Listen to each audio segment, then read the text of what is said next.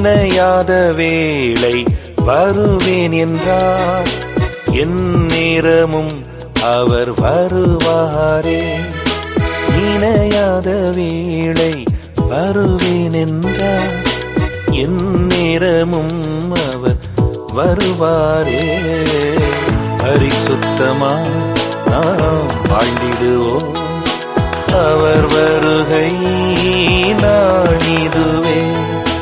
பரிசுத்தமா நாம் வாழ்ந்திடுவோம், அவர் வருகை நாளிதுவே. இயேசுவின் வருகை நெருங்கிடுதே, அவர் சொன்ன வார்த்தைகள் நிறைவேறுதே. ஆண்டவராகிய இயேசு கிறிஸ்து நாமம் மகிமைப்படுவதாக. 63ஆம் சங்கீதத்தை இன்றைக்கு நம்முடைய தியான பகுதியாக எடுத்துக்கொள்வோம். வனாந்தரத்திலே இருந்த தாவீது பாடின ஒரு அழகான சங்கீதம். என்னுடைய 8ஆம் வசனத்திலே நாம் படிக்கிறோம், உமது வலதுகரம் என்னை தாங்குகிறது. வானத்தையும் பூமி உண்டாக்கின ஆண்டுடைய வலதுகரம் தாங்குகிறது என்று தாவீது தன் வனாந்தர அனுபவங்களிலே குறிப்பிடுவார். முதலாவது வசனத்தை வாசிக்கும் பொழுது, வறண்டதும் விடாய்த்ததும் தண்ணீரற்றதுமான நிலத்திலே என் ஆத்துமா உம்மேல் தாகமாய் இருக்கிறது என்று சொல்லுவார். வறட்சியும் தாகம். சூழ்நிலைகளிலே பிரச்சனைகளை தாவீது கடந்து வந்தார். அதை வறண்ட விடாய்த்த தண்ணீரற்ற ஒரு நிலம் வெடித்து தண்ணீருக்காக ஏங்குவது போன்று வாழ்க்கையிலே அநேக தேவைகளுக்காக பிரச்சனைகளோடு காணப்படும் போது உள்ள காரியங்களை ஒப்பிட்டு சொல்லுவதை நாம் பார்க்கிறோம்.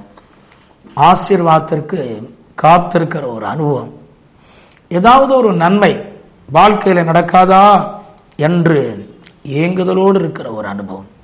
இன்றைக்கு அருமையானவர்களே, வறண்ட விடாய்த்த தண்ணீரற்றதான ஒரு நிலத்தை போன்று நீங்களும் ஒரு ஏக்கத்தோடு, எனக்கு ஒரு சாட்சி வேண்டும், எனக்கு ஒரு நன்மை நடக்க வேண்டும் என்று காத்திருப்பீர்களானால் பயப்படாதிருங்கள். இந்த வறட்சியின் தாகத்தை இயேசு அறிகிறவராக இருக்கிறார். எப்பொழுதெல்லாம் வறட்சிகள் வருகிறதோ, சாலமன் ஆலயத்தை கட்டிவிட்டு அவர் குறிப்பிடுவார். 2 நாளாக 6ஆம் அதிகாரம் 28, 29 வசனத்திலே வெட்டுக்கிளிகள், பஞ்சங்கள், தேசத்திலே அழிவுகள் வரும் பொழுது, ஆம், அப்பேற்பட்ட தாகமுள்ள நிலைமைகள் வரும்பொழுது ஜனங்கள் ஆண்டவரை நோக்கி ஜெபிக்க வேண்டும் என்று குறிப்பிடுவார். நமது வாழ்க்கையில் தாகம் வரும்போது நாம் என்ன செய்கிறோம்? வறட்சியின் தாகங்கள் வரும்போது முழங்கால் ஒன்றுதான் ஆசீர்வாதத்தின் வாசலாக மாறும். நம்முடைய பிரச்சனைகளை மனிதன் அறிகிறானோ இல்லையோ, ஓசியா 13ஆம் அதிகாரத்தினுடைய 5ஆம் வசனத்திலே நாம் வாசிக்கும் பொழுது நம்முடைய பிரச்சனைகளை நம்முடைய ஆண்டவர் அறிகிறார். நான் உன்னை மகா வறட்சியான தேசமாகிய வனாந்தரத்திலே அறிந்து கொண்டேன் என்று குறிப்பிடுவார். அருமையானவர்களே, நாம் அறிய வேண்டும், நமது வாழ்க்கையிலே திருப்தி தருகிற தேவன் நம்மோடு கூட இருக்கிறார், நம்மை நடத்தி கொண்டே இருக்கிறார். ஏசாயா 58:11 வாசிக்கிறோம், அவர் நித்தமும் உன்னை நடத்தி மகா வறட்சியான காலங்களிலும் நீர்ப்பாய்ச்சலான ஒரு தோட்டம் போல மாற்றுவார். ஆம், நம்மை நடத்துகிற ஆண்டவர் வறட்சியின் மத்தியிலே தாகத்தை தீர்க்கும்படிக்கு அவர் கூடவே இருக்கிறார். ஆம், ஒரு குறிப்பிட்ட காலம் வறட்சி இருந்தாலும் நீங்கள் அறிய வேண்டிய காரியம், உபாகமத்தின் புத்தகம் அதனுடைய 32ஆம் அதிகாரத்தினுடைய 13 முதல் 16 வசனங்களை நாம் வாசிக்கும் பொழுது ஆண்டவர் ஒரு குறிப்பிட்ட காலத்திலே வறட்சி அவருடைய பிள்ளைகளை விட்டு நீக்குகிறார். ஆச்சரிய பிரகாரமான ஒரு வறட்சி நீங்கிற ஒரு ஆசீர்வாதத்தை நாம் அங்கே பார்க்கிறோம். எப்படி இந்த வறட்சி நீங்கிறது என்று நாம் அதிசயப்படும்படிக்கு ஆண்டவர் கிரியை செய்கிறார். அங்கே வாசிக்கிறோம், வறட்சி நீங்கி கொழுத்து போய், ஆம், நிலம் துண்ணி, ஆம், செழிப்புகள் உண்டாகிற வேளையிலே ஆண்டவரை அசட்டை செய்யக்கூடாது. அநேகருடைய வாழ்க்கையிலே ஆச்சரிய பிரகாரமான உயர்வுகள் வரும்பொழுது அவர்கள் கொழுத்து போன இஸ்ரவேல் ஜனங்களைப் போல அவர்கள் காணப்படுகின்றார்கள். நாம் அப்படி அல்ல. நம்மை ஆசீர்வதித்த தேவனுக்கு நாம் நன்றி சொல்லிக்கொண்டே நாம் இருக்க வேண்டும். அருமையானவர்களே, வறட்சியான நிலைமை, ஆசீர்வாத குறைவுகளை இயேசு நீக்குவார். சூழ்நிலைகளிலே, ஆம், பொருளாதாரத்திலே வறட்சி மாத்திரமல்ல, பரிசுத்த வறட்சி. பொருளாதாரத்தில் குறைவுகள் ஏற்பட்டால் ஒரு நாட்டில் பஞ்சங்கள் வந்தால், அழிவுகள், இயற்கையின் அழிவுகள் வந்தால் மற்ற நாடுகள் ஓடி போய் உதவி செய்கிறதை நம்முடைய கண்கூட பார்க்கிறோம். ஆனால் பரிசுத்த வறட்சி என்ற ஒரு நிலைமை வருமானால், அருமையானவர்களே, நாம் ஆண்டவருடைய சமூகத்திலே கதறி கேட்க வேண்டும். ஆண்டவரே, இப்படியே பரிசுத்த சமூகத்தில் வறண்டு போன நிலத்தை போல நான் காணப்படுகிறேன். எரேமியாவின் புத்தகம் 4ஆம் அதிகாரத்தினுடைய 3ஆம் வசனத்தில் குறிப்பிடுகிற வேளையிலே அங்கே வறண்ட ஒரு நிலம், வறட்சியான ஒரு நிலத்தினுடைய காரியத்தை குறித்து நாம் வாசிக்கிறோம். ஆம் அருமையானவர்களே, அங்கே பார்க்கிறோம், முள்ளுகளுக்குள்ளே விதையாதிருங்கள், உங்க தரிசு நிலத்தை பண்படுத்துங்கள். வறட்சியிலே முல்லை நாம் பார்க்கிறோம். அநேகருடைய வாழ்க்கையிலே ஆசீர்வாதங்கள் வந்த பிறகு உலக கவலைகளை சாத்தான் போட்டு விடுகிறான்.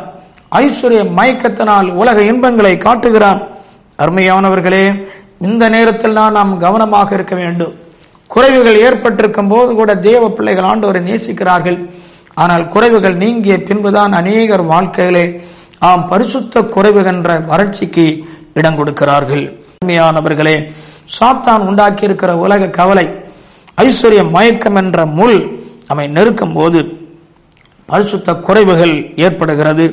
இந்த குறைவின் மத்தியில் தான் ஆண்டவரை நோக்கி ஜெபிக்க வேண்டும். வறண்டதும் விடாய்த்ததும் தண்ணீரற்றதுமான நிலத்திலே என் ஆத்துமாவு மேல் வாஞ்சித்து கதறுகிறது என்று அவர் குறிப்பிடுவார். நமக்குள் வர வேண்டிய தாகம் என்ன தெரியுமா?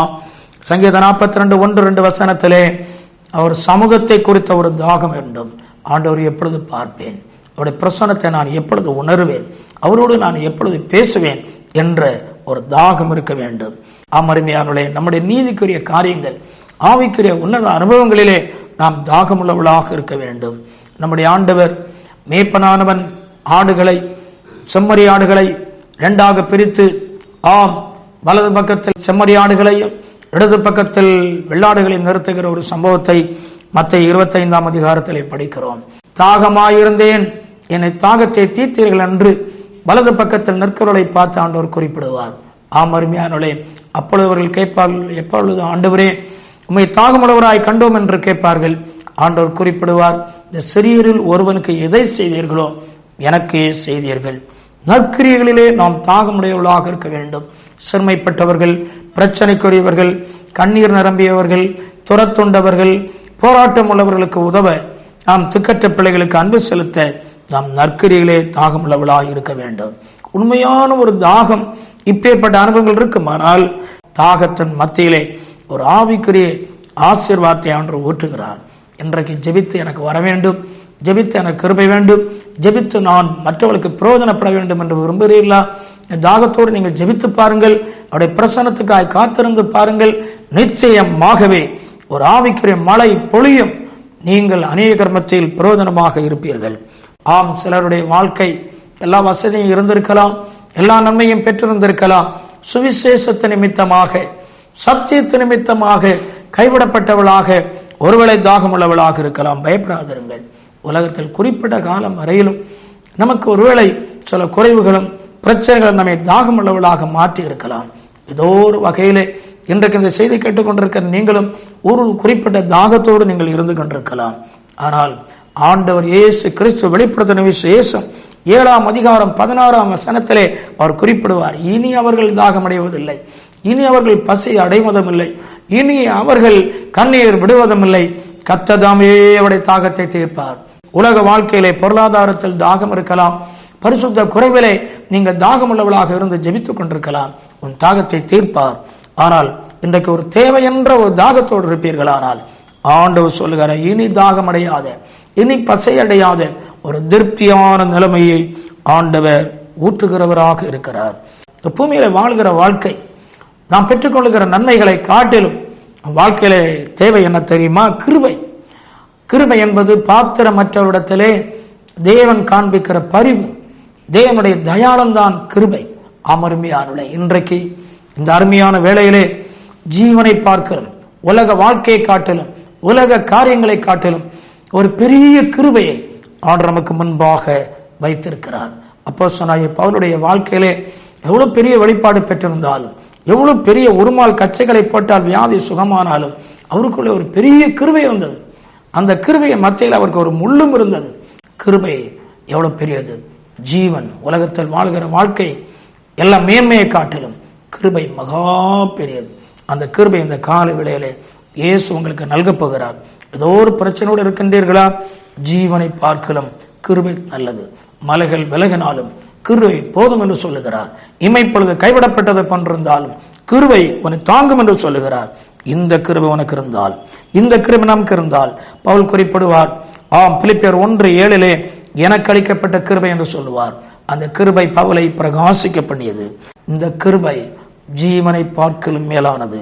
என் ஆத்துமாவை தொடர்ந்து பற்றி கொள்ளுகிறது என்று சொல்லுவார். கொஞ்ச கால ஆண்டவர் நேசிக்க அல்ல, வாழ்க்கை முழுவதும் நான் ஆண்டவரை பற்றி கொள்வேன் என்ற உறுதிக்குள்ளாக வருகிற ஒரு அனுபவத்தை பார்க்கிறோம். இன்றைக்கு நாமும் இந்த கிருபையை பெற்று உறுதியாய் பெற்று கொண்டு எல்லா தாகத்தையும் தீர்க்கிற ஆண்டவரிடத்தில் ஒப்புக் கொடுப்போம். ஆவிக்கிற தாகத்தோடு வருவோம். கர்த்தர்